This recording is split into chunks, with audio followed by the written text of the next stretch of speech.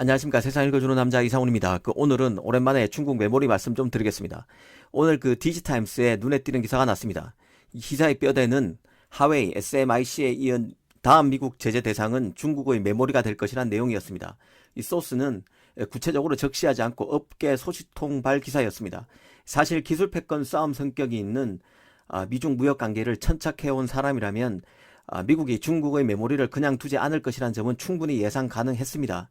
일전 방송에서도 중국 SMIC 제재는 중국 D램에 대한 경고 성격이 있다는 점도 언급을 드렸습니다. 사실 중국 메모리는 이 가대평가되어 있다는 점을 수개월 전부터 누차 말씀드렸는데요. 이참에 다시 한번 정리해 보는 것도 의미 있을 것 같습니다.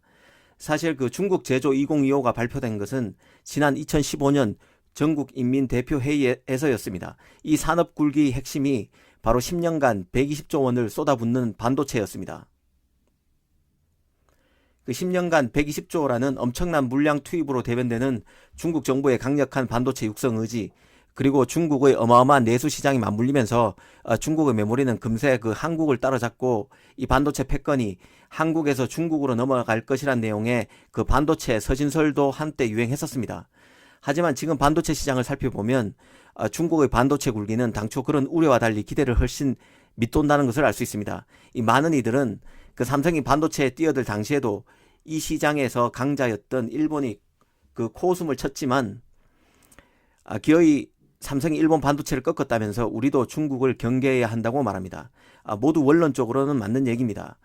그러나 지금은 시장 상황이 그때와는 너무나 달라져 있습니다. 삼성이 지난 1983년 반도체 사업에 투자를 시작했을 때만 해도 전 세계적으로 메모리 회사가 10곳이 넘었습니다.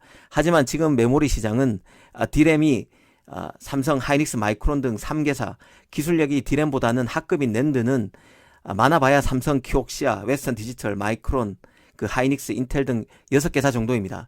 사실상 한국, 일본, 미국 기업을 빼면은 다른 나라 기업은 아예 없습니다. 메모리 기술의 최고봉이라는 D램은 한국과 미국 기업 단 3개사가 시장을 95% 이상 독식하고 있습니다. 지금은 삼성이 반도체 시장에 진출할 당시와는 비교도 할 수 없을 만큼 시장 진입 장벽이 높다는 얘기입니다. 실제 80년대 중반에는 반도체 제조의 최소 선폭이 1000나노였습니다. 지금은 10나노 이하입니다. 제조 기술 자체가 비교할 수 없을 정도입니다. 그리고 중국의 내수 시장이 커서 중국 메모리가 일정 수준 이상 기술력이 올라오면 자기 나라 기업이 만든 메모리를 IT 기기에 의무 사용하도록 만들면 중국 메모리 업체가 급성장할 수 있다는 논리도 조금만 따져보면 맹점이 많다는 것을 알 수 있습니다. 일단 중국이 메모리를 양산하게 된다면 저사양 제품부터 내놓게 됩니다.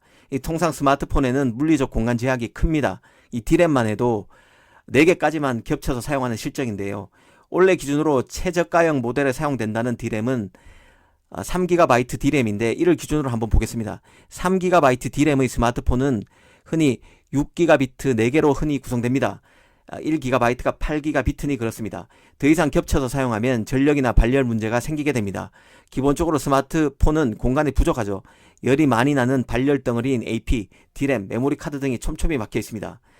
그런데 기술력이 딸리는 저용량 메모리를 무리하게 스마트폰에 탑재하면 메모리를 더 겹쳐서 우겨 넣어야 되기 때문에 공간 부족에 시달리게 됩니다.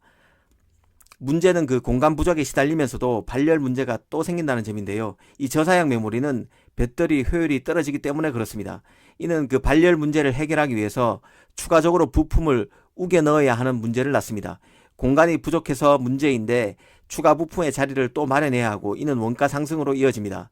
하지만 저가폰에 들어가는 메모리라 이런 비용을 다 원가에 반영하면 아무도 안 사가는 문제가 또다시 발생합니다. 연쇄적인 악순환의 고리에 직면한다는 뜻입니다. 비용을 올리자니 저가폰이 될 수 없고 비용을 안 올리자니 중국의 메모리 업체가 죽습니다. 중국이 저가 모바일 D램 시장에 들어올 수 없는 이유는 중국산 저가 스마트폰에 중국산 메모리를 의무적으로 사용하게 조치할 경우에 소프트웨어 시장도 죽기 때문입니다. 현재의 IT 생태계는 소프트웨어 시장과 하드웨어 시장이 함께 성장하고 있습니다. 지금 모바일에서 구현되는 각종 게임 등은 메모리 용량을 기준으로 개발돼서 확산되는 것들입니다. 그런데 중국 스마트폰에 자국 메모리를 의무 사용하도록 한다고 가정해 보면 중국의 소프트웨어 산업도 중국의 메모리 사양에 맞춰서 다운그레이드 되는 문제가 생깁니다. 이런 이유 때문에 단순히 애국심에 호소해서 한국의 메모리보다 기술 수준이 훨씬 떨어지는 메모리를 중국 IT 기기에 사용하라는 조치는 쉽게 꺼낼 수 있는 카드가 아닙니다. 더구나 반도체 산업에는 미국 기업이 뛰고 있습니다. 이게 무슨 의미일까요? 이 반도체가 미래의 핵심 코어 산업이라는 얘기입니다. 디스플레이와 같은 산업과는 레벨이 다릅니다. 북한의 탄도미사일 발사와 관련해서 항시 나오는 얘기가 이 미사일에 어떤 메모리가 탑재되느냐입니다. UN 보고서도 나온 적이 있는데요. 미국과 한국산 메모리가 탑재되고 있습니다. 미국이 중국 메모리를 제재할 수밖에 없는 이유는 이런 외신을 통해서도 충분히 유추 가능하다는 생각이 듭니다. 실제로 미국은 중국의 D램 기술 보유를 극도로 경계하고 있습니다. 이 D램은 CPU와 붙어서 같이 일하는 구조입니다. 그래서 시스템에 영향을 주는 기술입니다. 실제로 미국은 중국의 푸젠 진화가 마이크론의 공정을 베꼈다는 이유로 푸젠 진화로 장비 수출을 금지시켰고, 그 결과 푸젠 진화의 D램 사업은 그대로 끝이 났습니다. 그래서 낸드를 하는 YMTC 모회사인 칭하윤이가 지난해 하반기 D램 사업도 하겠다고 선언했었습니다. 이 칭하윤의 자회사 YMTC 같은 경우는 낸드를 하고 있습니다. 미국 제재 대상도 지금은 아닙니다. 그래서 미국 장비 반입이 다 이루어지고 있습니다. 그러다 보니 YMTC를 통해서 낸드 기술을 축적해서 D램까지 해보려고 지금 칭하윤이가 나서는 것입니다. 이 개인적으로 YMTC가 진짜 낸드 기술을 바탕으로 D램을 제대로 해보려고 뛰어드는 순간 미국이 가만 안 있을 가능성이 크다고 봅니다. 이 가뜩이나 시장 가점 구조가 확고히 구축돼서 후발주자가 경쟁에서 이기기 어려워진 사업 환경에 미국의 노골적인 중국 견제로 중국 입장에서 M&A도 어렵습니다. 이 때문에 중국은 그 뛰어난 기술을 갖춘 인력에 대한 그 사람 빼가기에 나서고 있는데, 미국 장비마저 금수 조치가 단행된다고 가정해 보겠습니다. 중국 메모리는 답이 안 나오는 것입니다. 이 중국으로서는 그나마 그 트럼프가 선거에서 지기를 학수고대할 것으로 보입니다. 민주당 후보인 바이든이 외교적으로 좀 더 유화적이라고 보는 것이죠. 하지만 개인적으로는 중국의 D램 기술 보유에 대한 경계는 트럼프나 바이든이나 마찬가지라고 봅니다.